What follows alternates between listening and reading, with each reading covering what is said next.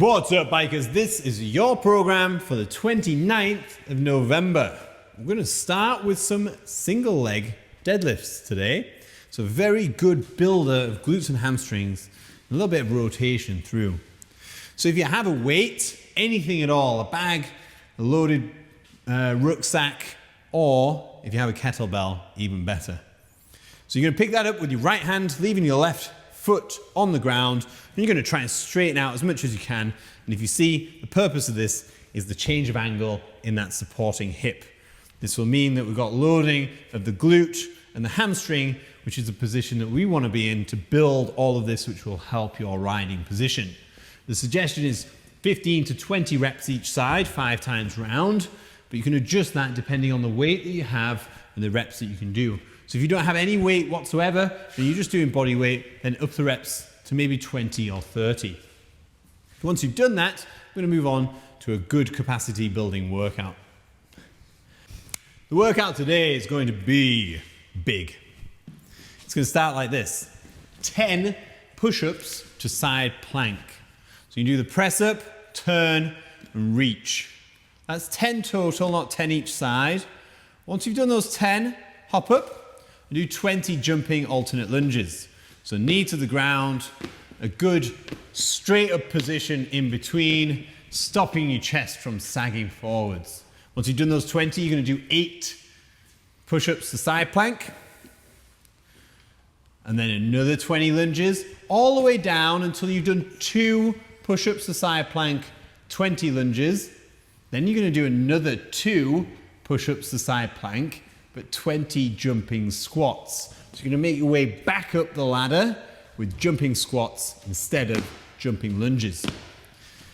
Now for people that are going to find this difficult on capacity and the amount of volume through the legs, you can add a 5-minute rest after you've gone down.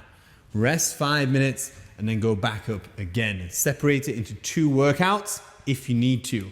The challenge is to get all the way down and back up with minimal rest as quickly as you can. And then we're going to finish with some core. 5-minute timer, 40 seconds on, 20 seconds off. It's a down dog toe tap. So a straight arm push-up position. And then you go to a down dog, touch your left toe with your right hand. Single arm down, yep. And then back to the push-up position and swap. Just like that. Just as it sounds. Down dog, toe tap. Do you love it? Love it. 40 seconds on, 20 seconds off. 5 rounds, or if you're super proficient and you've got lots of time on your hands, do that for 10 rounds. Anywhere between 5 and 10, I'll leave it up to you. That's it for day 1. Strengthening today, pistol squats. So we're going to give you a few options here. Find the right one for you. There's lots of variations depending on, quite often, ankle mobility, but obviously strength and mobility through the hip. So the first option is to raise your heel off the ground with something like a book or some plates underneath. That'll help the knee come forward and help the position above. From there, holding the rig or something like a door handle, something supportive, you're then going to squat down all the way below parallel and back up.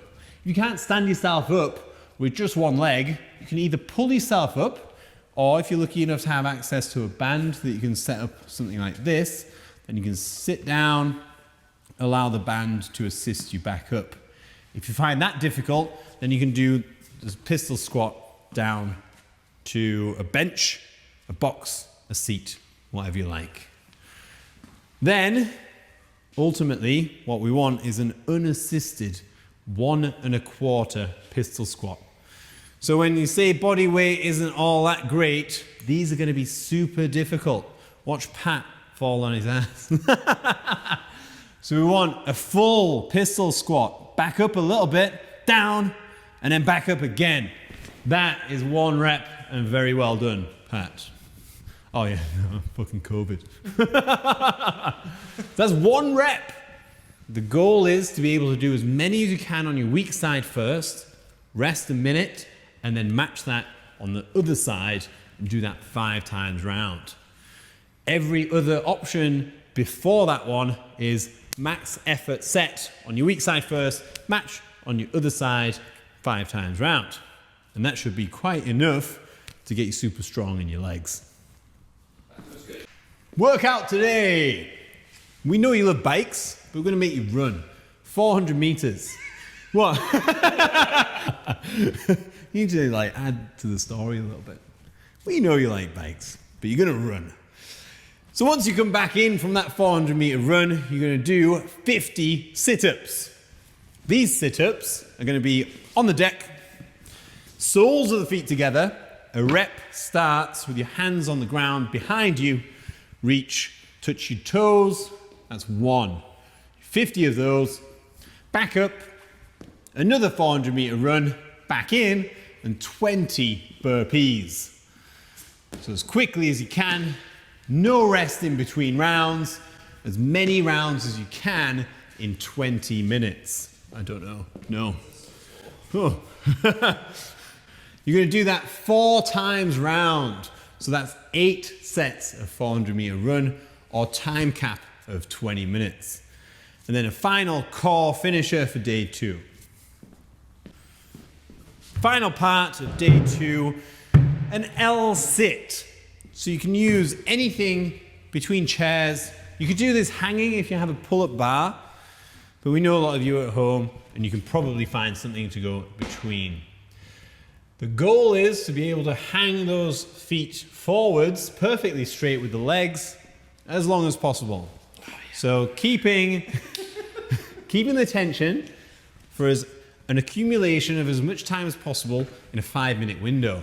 This is something you can record and repeat. So let's say that was 6 seconds for Pat, and he's going to take about 30 seconds off. Then go again. It'll mark down that you got a total of 30 seconds in the tension in 5 minutes. And next time, it'll try and beat that. If, however, you can't hold that position for more than 5 seconds, you can reduce the difficulty by just raising your knees. So Pat's go-to position is the same strain, but a version down. So he's bent the legs and then he's brought the heels in. The closer the heels are, the less strain, but we're still getting the same isometric hold in the core, which is exactly what we're after.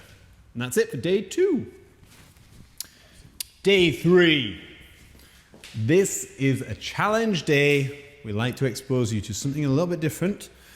Today, it's rotating through isometric holds. You can set a timer for as long as you like. I mean, it can be 20 minutes, it can be an hour. Nothing over an hour is going to be good on this. Those holds are going to be the Cossack squat hold. So this is very, very good for healthy ankles, hips, groin, all the goodness around your hips. They're going to help positions, not just in the gym, but on the bike. So you're going to hold as long as you can on one side. Let's say that's 50 seconds. Then you're going to stand up, have a shake out, and match it on the other side. Once you've done that, you go down into a plank. So this is a standard plank on the elbows, perfectly straight through the core, bracing, focusing on the obliques to support that nice band of muscle around. Once you fail there, you're going to get up, you're going to find a wall, do a ski sit hold. So this is 90 degrees in the hip and the knee and the ankle. Any more 90s? Elbows, wrists? All 90s. As many 90 degrees angles as you can for as long as you can. Once you've maxed out that, you're going to go down, laying forwards on the ground, and we're going to do a Superman hold, which is a reach forwards, heels off the ground, pointing toes, reaching nice and tall. This is going to build all of that back musculature to support that core. So this is a very good core movement, but also mobility through the shoulders and the upper mid back. Once you've done those 4 movements, get back on it. And you're going to hold as much tension as you can for as long as possible within that time limit that you gave yourself. Just go until you can't go anymore. And that's that for this week. As always, have fun. Messages with anything that you like. And I'll see you next week. Peace.